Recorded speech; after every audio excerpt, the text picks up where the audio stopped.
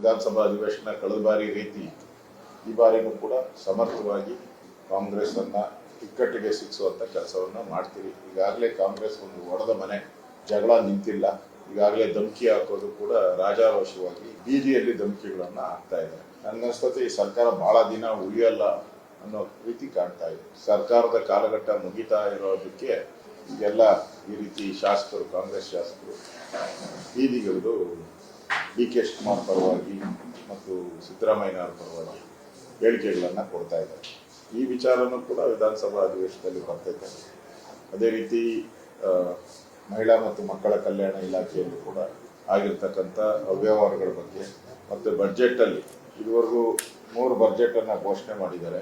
ಅಲ್ಲಾಗಿರ್ತಕ್ಕಂಥ ಅನ್ಯಾಯಗಳಿದೆ, ಮತ್ತು ಹಣ ಬಿಡುಗಡೆ ಆಗದೆ ಇರೋಂಥದ್ದು, ಮತ್ತು ರಾಜ್ಯವನ್ನು ಸಾಲದ ಕೂಪಕ್ಕೆ ತೆಗೆದುಕೊಂಡು ಹೋಗ್ತಾ ಇರ್ತಕ್ಕಂಥ ಸಿದ್ದರಾಮಯ್ಯ ಇಡೀ ದೇಶದಲ್ಲೇ ನಾವು ಸಾಲ ಮಾಡೋದ್ರಲ್ಲಿ ನಂಬರ್ 2 ಸ್ಥಾನದಲ್ಲಿದ್ದು, ದೇಶದಲ್ಲಿ 2ನೇ ಸ್ಥಾನದಲ್ಲಿದ್ದು. ಅದಕ್ಕೆ ಕಾರಣ ಅಂದರೆ ಸಿದ್ದರಾಮಯ್ಯ. ಆ ಪರಿಸ್ಥಿತಿಗೆ ಇವತ್ತು ರಾಜ್ಯವನ್ನು ದೂಡ್ತಾ ಇದೆ. ಹಿಂದೂ ಕಾರ್ಯಕರ್ತರ ಮೇಲೆ ನಿರಂತರವಾಗಿ ಕೊಲೆ ಆಗ್ತಾ ಇದೆ, ಹಲ್ಲೆ ಆಗ್ತಾ ಇದೆ. ಮೊನ್ನೆನೂ ಕೂಡ ಶಿವಮೊಗ್ಗ ಇರ್ಬೋದು, ಕೊಡಗಿರ್ಬೋದು, ಬೇರೆ ಬೇರೆ ಕಡೆಗಳಲ್ಲಿ ಹಿಂದೂ ಸಮಾವೇಶಕ್ಕೆ ಮುಂಚೆ ಎಲ್ಲ ಕಡೆ ಹಲ್ಲೆಗಳು ಮಾಡ್ತಾ ಇರೋದನ್ನು ನೋಡ್ತಾ ಇದ್ದೀವಿ. ಈ ಥರದ್ದೆಲ್ಲ ವಿಚಾರಗಳು, ಬಹಳಷ್ಟು ವಿಚಾರಗಳಿದೆ. ಬೆಂಗಳೂರಿನ ಕಸದ ಸಮಸ್ಯೆ, ಮತ್ತು ಕಂದಾಯ ಇಲಾಖೆಯಲ್ಲಿ ಈ ಖಾತಾ ಮತ್ತು ರಿಜಿಸ್ಟ್ರೇಷನ್ಸ್ ಎಲ್ಲ ಸ್ಟಾಪ್ ಆಗಿರುವಂಥದ್ದು, ಆದಾಯ ಕುಸಿತ ಆಗಿರುವಂಥದ್ದು, ಇವೆಲ್ಲನೂ ಕೂಡ ಚರ್ಚೆ ಮಾಡ್ತೀರಿ. ರಾಜ್ಯ ಸರ್ಕಾರ ದಿವಾಳಿಗೆ ಬಂದಿರ್ತಕ್ಕಂಥ, ಮೊದಲು ಕಳೆದ ಬಾರಿ ದಿವಾಳಿ ಅಂಚಿಗೆ ಬಂದಿತ್ತು, ಈ ಬಾರಿ ಅದು ದಿವಾಳಿಗೆ ಹೋಗ್ತದೆ.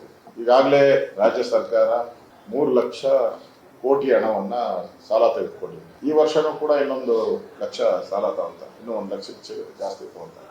ಎಲ್ಲ ಮುಖ್ಯಮಂತ್ರಿಗಳು ಸಾಲ ಏನು ಮಾಡಿದಾರ, ಒಂದು 10-12 ಜನ, ಇವರೊಬ್ಬರೇ, ಸಿದ್ದರಾಮಯ್ಯ ಒಬ್ಬರೇ ಅಷ್ಟು ಸಾಲ ಮಾಡಿದ್ರು. ನನಗನ್ಸೋ ಪ್ರಕಾರ ಎಲ್ಲರದ್ದು ಶೇರು 46% ಏನೋ ಇದ್ರೆ, ಇವರೊಬ್ಬರದೇ 54% ಏನೋ ಸಾಲ ಮಾಡಿರೋದ್ರಲ್ಲಿ ಶೇರ್ ಇದೆ.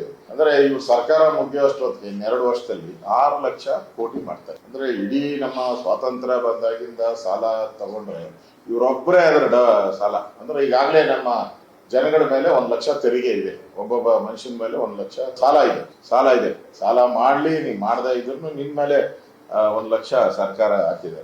ಈ ಸಿದ್ದರಾಮಯ್ಯ ಒಬ್ಬರೇ 1 ಲಕ್ಷ ಆಗ್ತಾ ಇದೆ ಅಂತ ಈ ವಿಚಾರವಾಗಿಯೂ ಕೂಡ ವಿಧಾನಸಭಾ ಅಧಿವೇಶನದಲ್ಲಿ ಮಾಡ್ತೀರಿ. ಈ ಸರ್ಕಾರ ಹಾಳಾಗಿರುವಂಥ ಆರ್ಥಿಕ ದುಸ್ಥಿತಿಗೆ ತಂದಂಥ ಈ ಸರ್ಕಾರದ ವಿರುದ್ಧ ಬಿಜೆಪಿ ತನ್ನ ಹೋರಾಟವನ್ನು ನಾವು ಮಾಡ್ತೀವಿ.